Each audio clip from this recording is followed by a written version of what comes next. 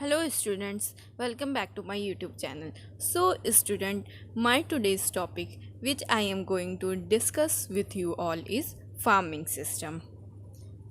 Video start करने से पहले मैं आप लोगों से कहना चाहती हूँ, अगर आप मेरे चैनल पे नए हैं तो प्लीज़ मेरे चैनल को लाइक करिए, शेयर करिए एंड सब्सक्राइब करिए। सबसे पहले देख लेते हैं फार्म की definition. Farm is an area of land and its buildings which is used for growing crops and rearing animals. Farm क्या है? फार्म एक एरिया होती है लैंड की जहाँ पे जो है क्रॉप ग्रो की जाती है और एनिमल्स को रेयर किया जाता है, उसको हम लोग फार्म बोलते हैं। अब सिस्टम क्या है? A system is a set of interrelated, interacting and interdependent elements acting together for a common purpose. एक कॉमन पर्पस के लिए जब हम लोग इंटर रिलेट होकर, इंटरेक्ट होकर और इंडिपेंडेंट होकर एक कोई काम करते हैं, उसी को सिस्टम बोला जाता है। नाउ अब हम लोग फार्मिंग सिस्टम की डेफिनेशन देख लेते हैं। Farming system is an approach for developing farm household systems building on the principle of productivity, profitability, stability and sustainability. Farming system divided into two categories, that is subsistence farming and commercial farming. Subsistence farming is subdivided into two categories, that is intensive farming and primitive farming. And commercial farming is also divided into three subcategories, which is first commercial grain farming, second mixed farming and third plantation agriculture. जो primitive farming होता है वो भी two part में divided है, that is shifting cultivation and nomadic herding. Subsistence farming, it is a form of farming in which nearly all of the crops or livestock raised are used to maintain the farmer and the farmer's family. इसमें farmer अपने छोटे से land पे crop और live stock को raise करता है, जिससे वो अपने और अपने परिवार के छोटे छोटे ज़रूरतों को पूरा कर सकें। Now intensive farming. In intensive subsistence farming the farmers cultivates a small plot of land using simple tools and more labour. Intensive farming में क्या होता है? Farmer small plot of land पे जो है कल्टिवेट करता है क्रॉप को सिंपल टूल्स और लेबर के साथ, जो आमतौर पे घरों में टूल्स पाए जाते हैं। Now we move on primitive farming. Primitive farming is practised on small patches of land with the help of primitive tools. Primitive tools के हेल्प से स्मॉल पैच ऑफ लैंड पे फार्मिंग की जाती है। प्रिमिटिव फार्मिंग को traditional farming भी कहा जाता है। क्यों कहा जाता है? क्योंकि it involves the intensive use of indigenous knowledge, traditional tools, natural resources, organic fertilizer and cultural belief of the farmer. पारंपरिक तौर से जो खेती करते आ रहे हैं हम लोग सालों साल से, उसी को प्रिमिटिव फार्मिंग या ट्रेडिशनल फार्मिंग भी कहते हैं। It depends upon the monsoon and natural fertility of the soil. ये मॉनसून और सॉइल की नेचुरल फर्टिलिटी पे डिपेंड करता है। प्रिमिटिव फार्मिंग इज सब divided into two category, that is shifting cultivation and nomadic herding. Shifting cultivation. Shifting cultivation is a form of agriculture used especially in tropical Africa, in which an area of a ground is cleared for vegetation and cultivated flora few years and then abandoned for a new area.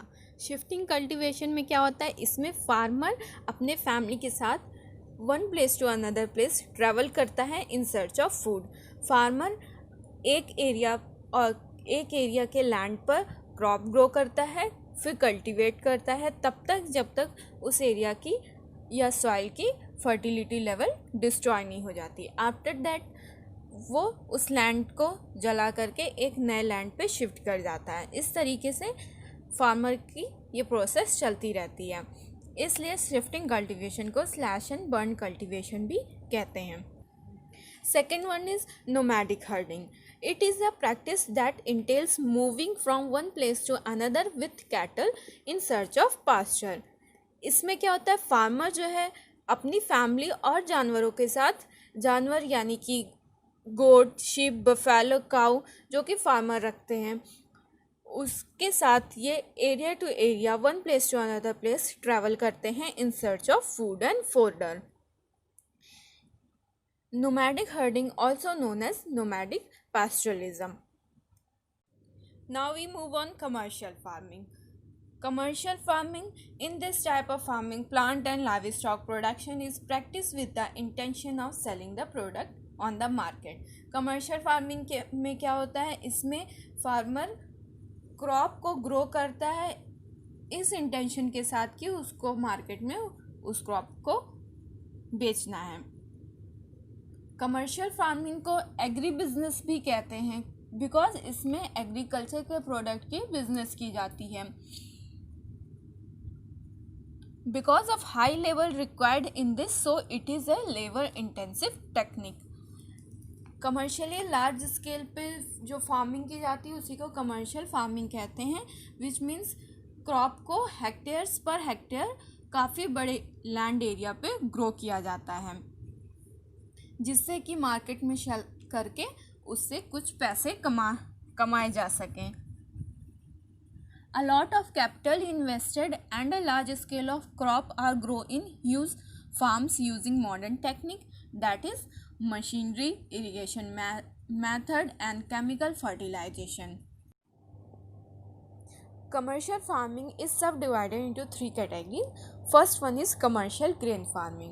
Commercial grain farming is an extensive and mechanized form of agriculture. It was the invention of farm machinery which enabled farmer to cultivate grain on a large scale. Commercial grain farming जो है farm machinery का invention था, जिसमें farmer जो है grain जैसे कि wheat, rice, मिर्च, इन सारे ग्रेन्स को कल्टीवेट करता है लार्ज स्केल पे. Usually practice in sparsely populated area where abundant area of land is available. Commercial grain farming क्या होता है, छोटी सी एरिया में नहीं, पॉपुलेटेड एरिया जहाँ पे बहुत ज़्यादा बड़ी लैंड अवेलेबल हो, उस जगह पे फार्म मशीनरी का यूज़ करके ग्रेन वगैरह को प्रोड्यूस किया जाता है, कल्टीवेट किया जाता है.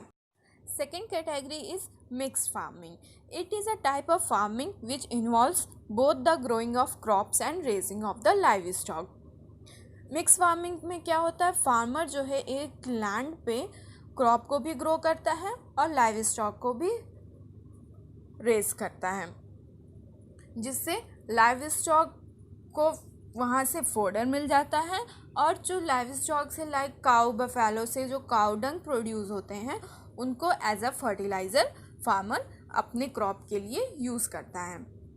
The cultivation of crops along side the rearing of the animals for meet और मिल्क डिफाइंस मिक्स फार्मिंग. चूँकि मिक्स फार्मिंग में क्रॉप के साथ एनिमल्स को भी रेस किया जाता है, इस वजह से वहाँ एनिमल से मिल्क, मीट एट्सेट्रा चीज़ें हम लोगों को मिलती. Third category is plantation agriculture. This is a type of commercial farming where a single crop of tea, coffee, sugarcane, cashew, rubber, banana और cotton is grown. Plantation agriculture में क्या होता है, ये सारे जो टी हैं, कॉफ़ी एट्सेट्रा, इन सारे क्रॉप को लार्ज स्केल पे हेक्टेयर्स एरिया में ग्रो किया जाता है. The produce may be process on the farm itself और इन नियर बाई फैक्ट्री. जो प्रोड्यूस होता है लाइक टी से हमें टी लीफ हो गई, इन सबको फार्म पे ही प्रोसेस किया जाता है या फिर near by factories, like T leaf factory में जाकर के फिर वहाँ से चाय की पत्ती बनती है, कॉफ़ी से कॉफ़ी पाउडर बनता है, शुगर केन से शुगर बनता है, रबड़ से लैटेक्स एक्सट्रैक्ट करके रबड़ बनाया जाता है. ये सारी चीज़ें नियर बाई फैक्ट्रीज़ में भेज के उनके बाई प्रोडक्ट बनाए जाते हैं, फिर उसको सेल किया जाता है मार्केट में। सो ये 3 कैटेगरी थी कमर्शियल फार्मिंग की। फार्मर्स को कुछ चैलेंजेस भी फेस करने पड़ते हैं फार्मिंग में, और फार्मिंग का कुछ इम्पैक्ट भी पड़ता है इन्वायरमेंट पे। आइए कुछ चैलेंजेस एंड इम्पैक्ट देख लेते हैं फार्मिंग सिस्टम का। चैलेंजेस ये है कि food insecurities increases with increasing population and decreasing arable land, and second is demand and supply।